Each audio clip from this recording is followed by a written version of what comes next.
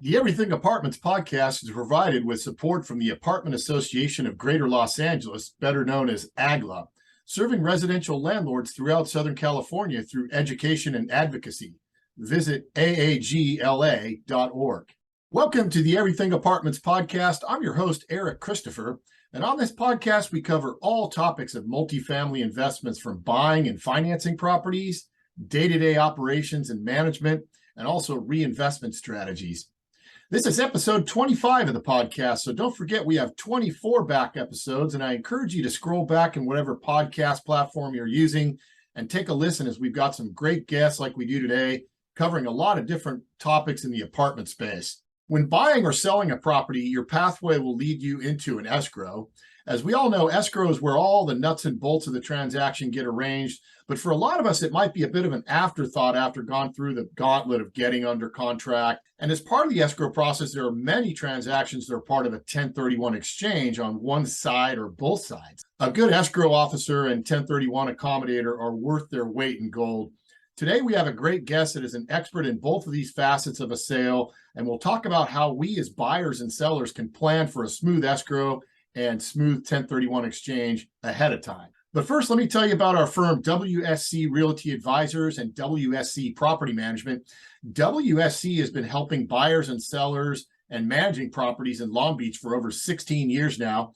If you're tired of managing your units or just not getting the results you want, WSC can help. WSC never wants to be the biggest firm in Long Beach. Instead, we stay a little smaller and more agile to bring you the service and the quality that you want. We can also help if you're looking to acquire more units here, or maybe an out-of-state scenario to 1031 into a single tenant net leased investment, or apartments in a different market. Visit WSC-PM.com. Call, text, or email us. All that information is in the show notes. Mention the Everything Apartments podcast and get your first 2 months of management absolutely free. Whatever your challenge with your property is, WSC has a solution. Today, we have with us Laura Chambers, Escrow Officer with Long Beach Escrow and Long Beach Trading Company. The firm handles all types of real property escrows and also acts as a 1031 exchange accommodator. Long Beach Escrow has been in business over 40 years. Laura has been with the firm over 10 years. And I've personally used Laura in Long Beach Escrow for most of her time there and have had nothing short of an excellent experience on every transaction that we've done together.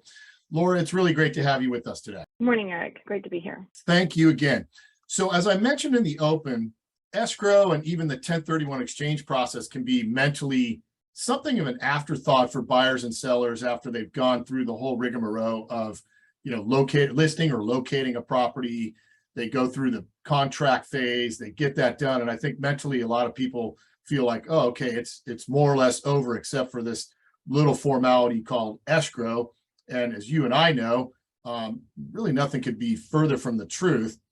Let's talk about what participants in an escrow can do ahead of time to make it go smoother. Let's say I call you, like I've done a lot over the past, and open an escrow. How does that begin? And more importantly, where does the first pitfalls appear? For example, I learned that a contract is not valid until the deposit is received many years ago. People may not end up thinking about that. What happens in your mind, and what are you looking for as the first potential delay or pitfall? So I would say that the first thing would be how the contract is signed. We have a lot of clients who are in LLCs or any sort of entity partnership, if you will. They don't sign it. Not all members of the partnership or entity sign the document. That is the first notice from my end that I see.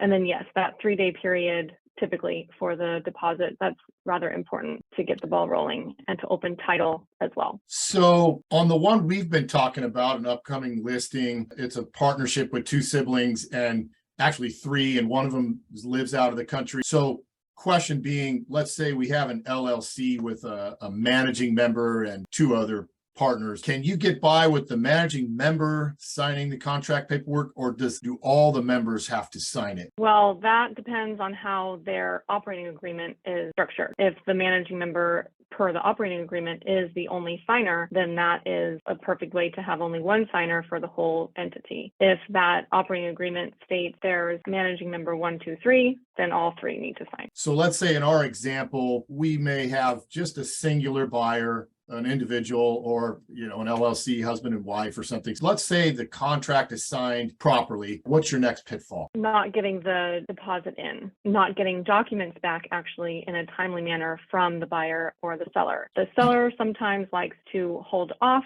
on signing the grant deed because they don't want to sign anything that's quote unquote legal. But of course, we as escrow won't record anything until all parties are in agreement. Always nice to have signed documents right up front. That's part of our opening packet. And we do state, please return it in a timely manner. Also, because a lot of sales, we have to order demands, and those can take, worst case scenario, 30 days, but definitely 5 to 10. If we don't get the information until later in the escrow, then we've got a bit of a holdup. And I'm assuming the most common demand would be for the existing lien, first mortgage or second mortgage. Is that the most common one? Correct. Yeah. As a parallel to this, a lot of the timeline that sort of transpires with this is involved with getting the contingencies removed, most commonly inspection, loan, appraisal. Let's talk about contingencies for a minute. Almost everything in business is supply and demand. So contingency periods in a transaction are really no different. So no surprise that sellers want a shorter contingency period, buyers want a longer. That's just like human nature. So it all depends on how many offers the listing broker has generated that can dictate who has the leverage when the contract items like contingencies.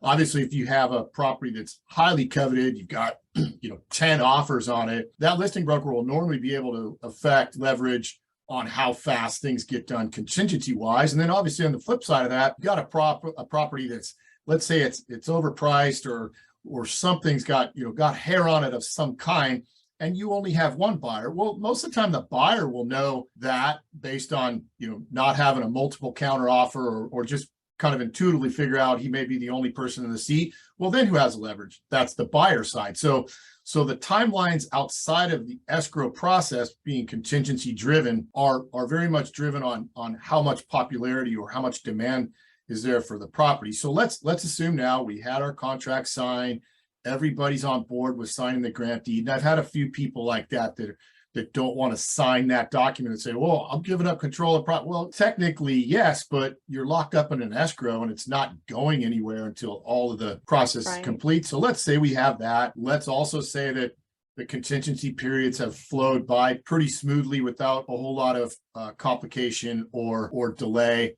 What comes next after that? That would be anything from the lender, the buyer side, the loan information. We would really follow their lead on any documents that they need, timing on their end. From our point of view, we do a lot of the middleman work.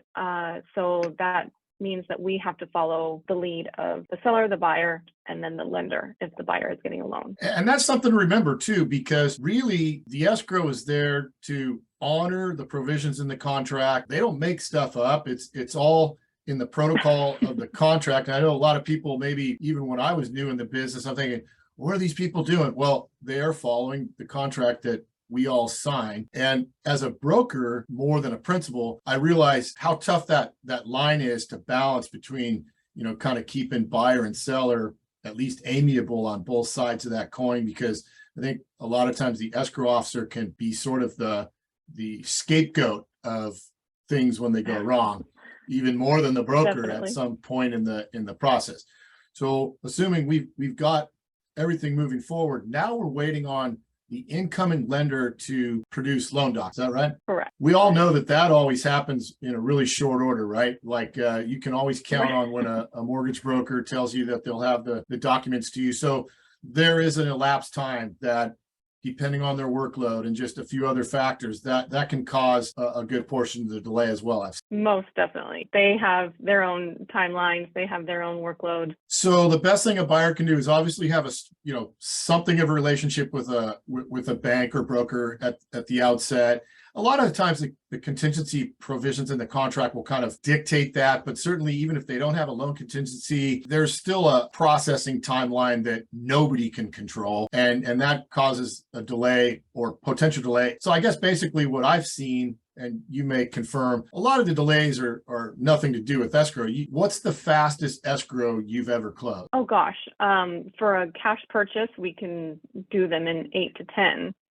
That's easy peasy as long as we've got everything up front from the buyer and the seller, meaning the seller has given us their payoff information, their signed grant deed, and the buyer has their funds ready to be transferred. There's the least amount of hangups in an escrow right there, right? Cash buyer, maybe the seller doesn't even have a loan, right? So it's really just a couple days to process the paperwork and verify the funds. So then obviously when we go into more traditional sales, most of the sales are going to have a few more things involved with them, contingency wise and an incoming loan. So I've seen on an average apartment building, it seems like they can get done in 45 to 60 day range. Is that your norm on multifamily? I would say that's exactly right. Yes, Eric. Now let's overlay a little bit on this thing with the 1031 exchange process. I'm sure that's very common, especially in multifamily, one or both sides inserting that 1031 exchange mechanism into the equation. And just stepping off to the side just for a minute, I think in my career, about every 5 years, I hear about how the federal government is going to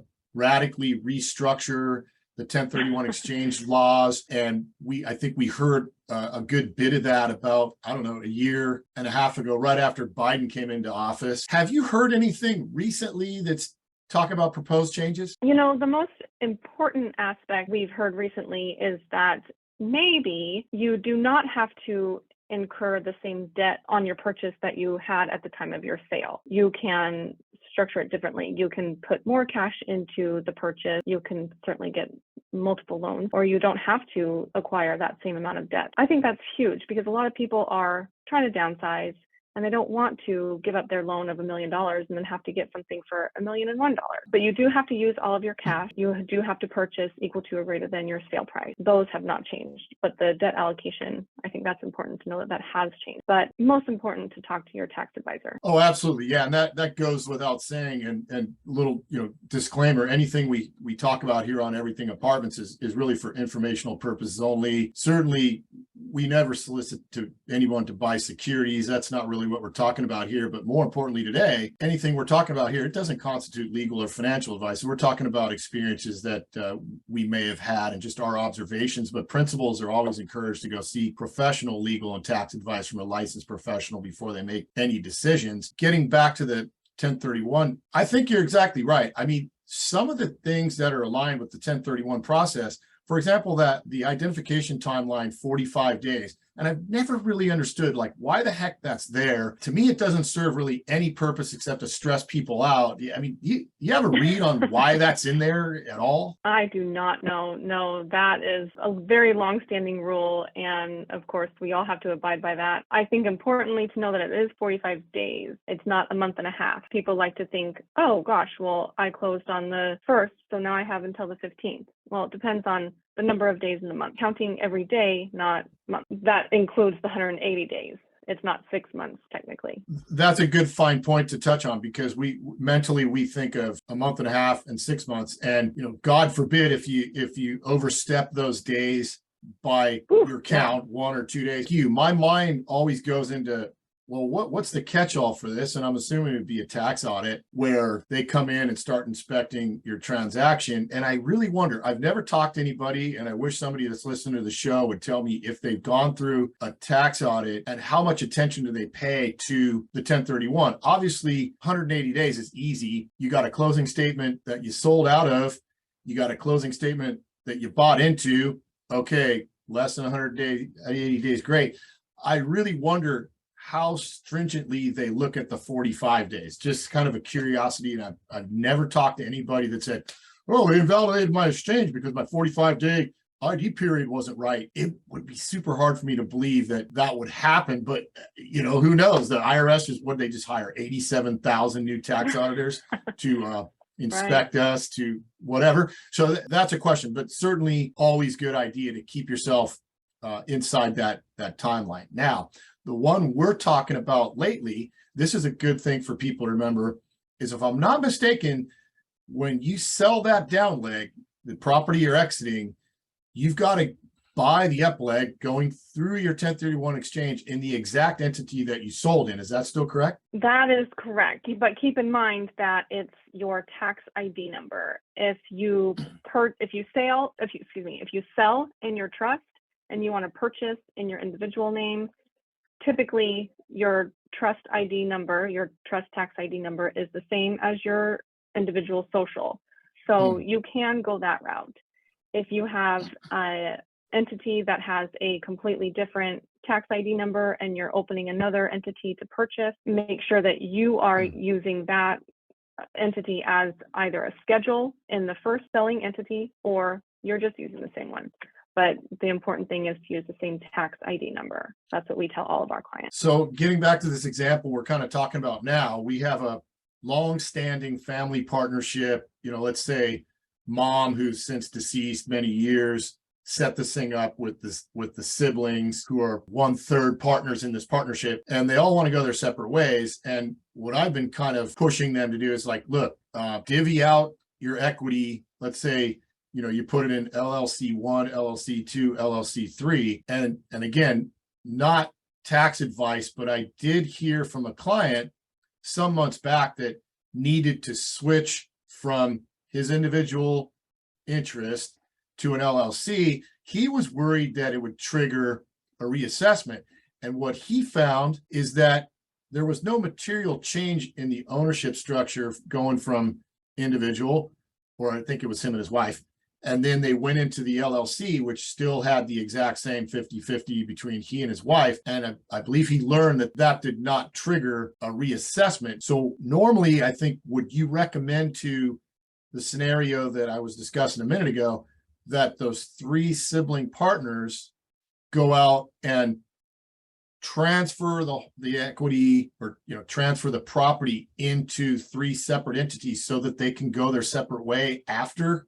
Is that the normal best practice for that? Yeah. If they're thinking of dissolving that entity, yes. But as we have discussed in the past, you still have to be able to provide the documents to the title company that states that you are the authorized signer. You do have 1/3, 1/3, 1/3, or 50-50, whatever the percentage is of ownership, so that you can fill out the paperwork properly, stating that the same proportionate interest was used to purchase and transfer the property. It is all about having the correct paperwork and then filling it out properly when you are transferring title. Your advice was well taken, which I passed on to the principals. I said, look, you want to do a few things here that are a little different than the normal escrow. If it was a husband and wife or an individual, go out, find a real estate attorney. One that I put him in touch with was both a real estate attorney and a CPA. I feel pretty good about his savviness in that equation.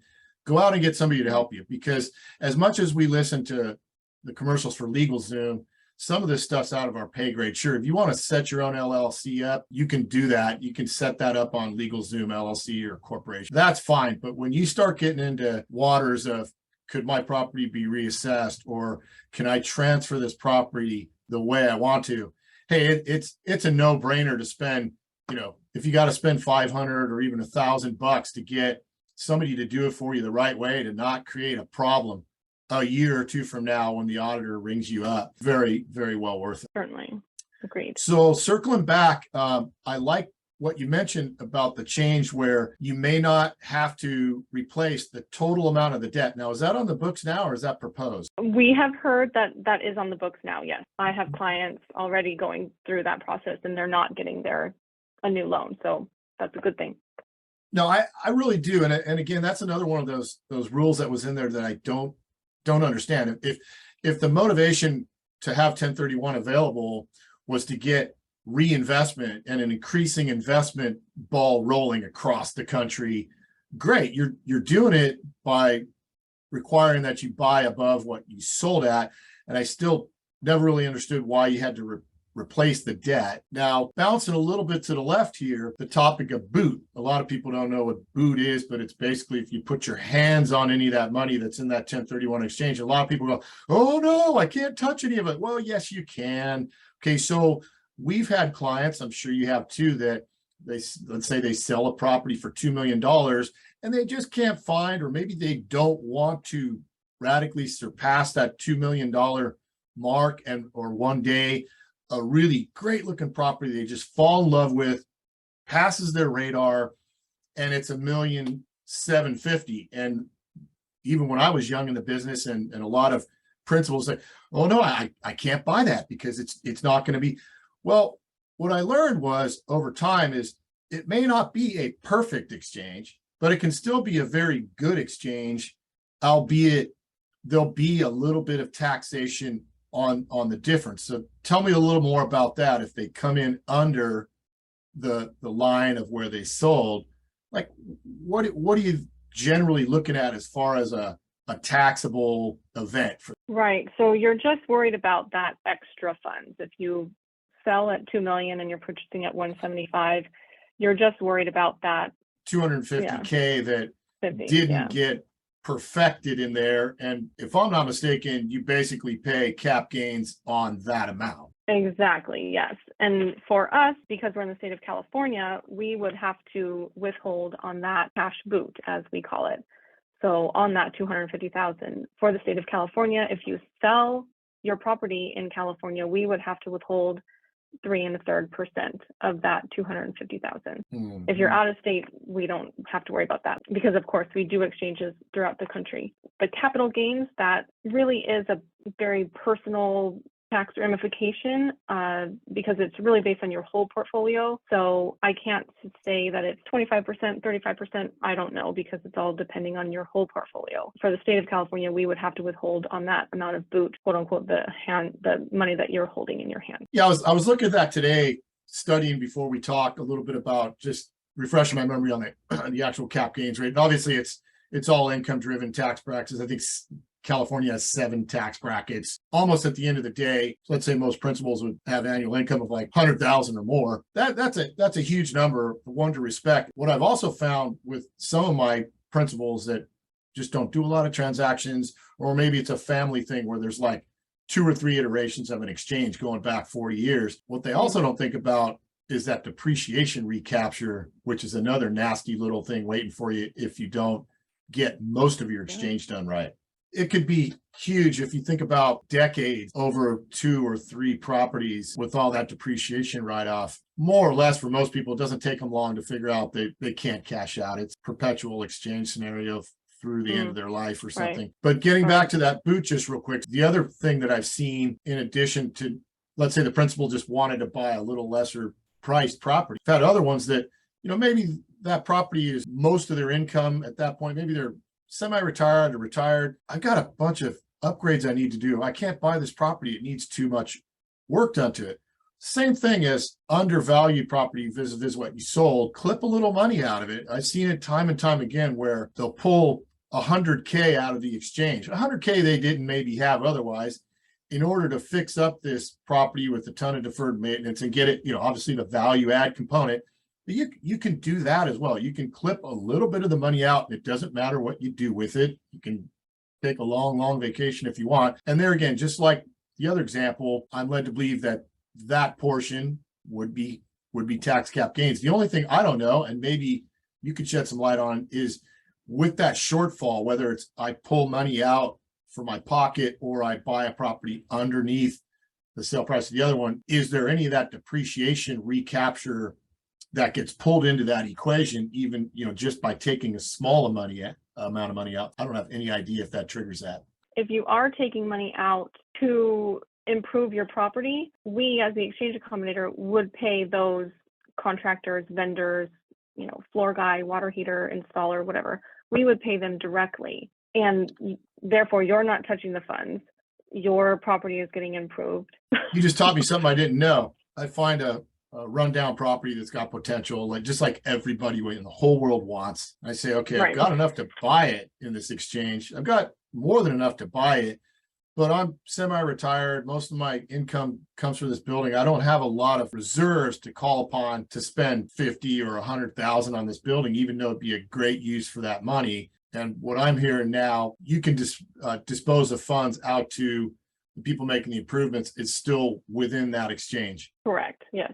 Tell me about reverse exchanges. I can honestly say in my 16-year career and quite a few sales that I've never been a part of one of those, but on paper, it looks like the best thing since sliced bread. Do you do a lot of those there? We do. We do a lot of them, especially in this market. Buyer can go out and find a property and their sale property is listed, but it's not actually sold yet. The client can go out and buy the property with their own funds. And at the time their sale property sells, then we reimburse them for the amount that they have already put into the purchase. So we do structure them a little bit differently here at Long Beach Trading Company because we take title to the sale property. A lot of companies actually open LLCs, file tax returns for the new LLC that they create. We don't do it that way. We do it a little bit simpler. We do them day in and day out so often these last couple of years for sure.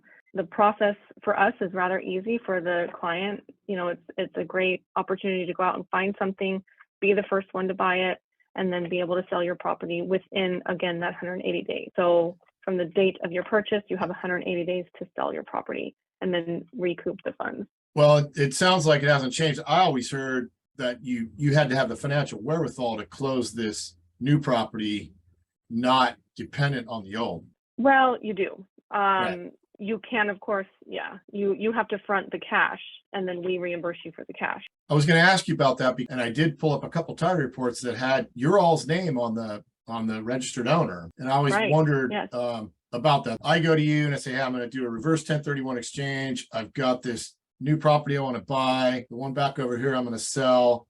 How does that end up with your name on the entity for a short period of time? Right. So we would go on title to your sale property at the same time your purchase closes. So Long Beach Trading Company, as qualified intermediary for the client, is the owner on record of that property. Of course, the client is responsible for all taxes, making your loan payment if you have a mortgage on the property, and signing all documentation. Long Beach Trading Company goes on title to the sale property at the time the purchase closes. And then 180 days later, you've got to sell that property, and we, Long Beach Trading Company, sign the grant deed to transfer it into the new buyers. If you had the financial wherewithal to get that down payment basically in on the upleg property, it sounds like almost like a no-brainer to do the reverse. Certainly, as long as you know that the market for your sale property is good enough to be able to sell it within 180 days.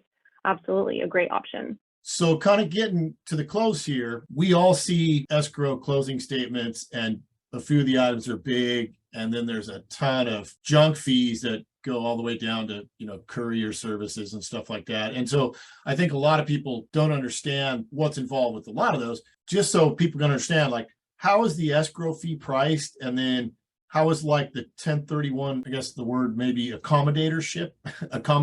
How is that priced to the principals? Long Beach Escrow charges $500 base per escrow per side, and then it's a $2 per thousand on top of that. Again, that's per side. So each buyer seller pays $500 base plus $2 per thousand. We do cap it at $4,000 up to $4 million. And then anything over $4 million is $1 per thousand. These fees are recorded, if you will, with our agency, our governing agents, Financial and Protection. They know that that's our fee structure. Everybody around this area, all escrow companies around this area are about the same. I've seen others that are, $50 more, $50 less, but certainly nothing thousands of dollars. You're not getting a deal if you're going somewhere else. So that's for Long Beach Escrow. Long Beach Trading Company for the accommodatorship. A forward exchange is $800. That does include your first property purchase. Any other properties you purchase with the same exchange are $250 each. Reverse exchange, because there's a whole lot more paperwork, we are responsible as the seller for reverse exchange. That is a $3,500 fee. And those exchange fees, the $800 and the $3,500, are non-refundable. I always recommend, look, dress yourself up like you're going to the 1031 exchange ball. If you're selling, dress it up. It's not going to cost you a ton of money to get in ready position to do that. And whether you're doing, well, I guess if you're doing a reverse, it's a little bit more set in motion that you're going to commit. But if you're doing the forward, you can get in there, let the accommodator hold the money, go look for your properties. If you're on the fence about it, you can pull the plug. You could get down the river just a short way and come up to your timeline and go, oh, you know what? I was on the fence, but I put myself in a position where I could have done it rather than out of the gate saying, no, I'm not going to do it. Just go down the path as though you are, and you can always pull the plug at pretty much any time. Is that right? Yes, certainly you can. You can pull the plug. You can't necessarily get your cash out from the exchange if you cancel. That's a timeline that depends on if you've already identified your properties. If you have identified your properties after your sale is completed and we're holding your funds, and you've identified 3 properties, your 45 days isn't up yet, and you're like, this is not going to work out.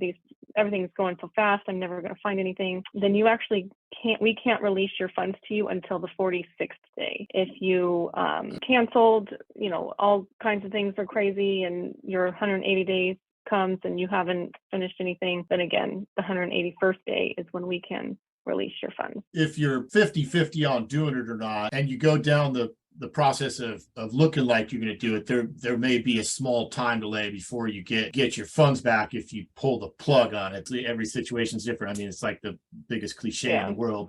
Most of the time, certainly if you've got like this partnership is decades old, there's a ton of recapture, a ton of gain, it's almost a no-brainer. But if one of the siblings says, you know what, like, I need cash and I almost don't care what the burden is going to be on the other side. I've seen that before, like I'm sure you have. So certainly getting back is talk to your CPA, talk to a real estate attorney about what a projection looks like just for you. Get an idea around that. It's probably not going to be down to the dime because nothing ever lines up the way you plan in the dollars and cents side. But then get on the phone with Laura here. Her contact information will be in the show notes. Get in contact with her. Have her do a little size up on you too. Now you maybe say, okay, I've decided I'm going to do this exchange. But at the same time you're doing that, call up Laura or email her and say, look, here's what I'm planning to do. Obviously do an escrow, but I'm then going to do a 1031 exchange. Can you preview me on what I'm going to need to give you?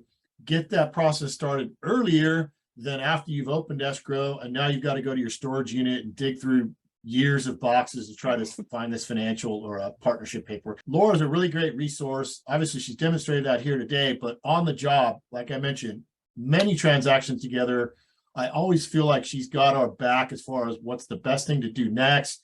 I've always had that sense and will continue to do so, but I impress upon you. Give her a call with questions about your 1031s or an escrow that you're just kind of curious if you haven't been doing this every day. And Laura, it's been great to have you today. I'll have all your information in the show notes. I hope some of the people listening call you. Cool. Thanks very much. This has been the Everything Apartments podcast. I'm your host, Eric Christopher. Stay tuned for another episode coming soon.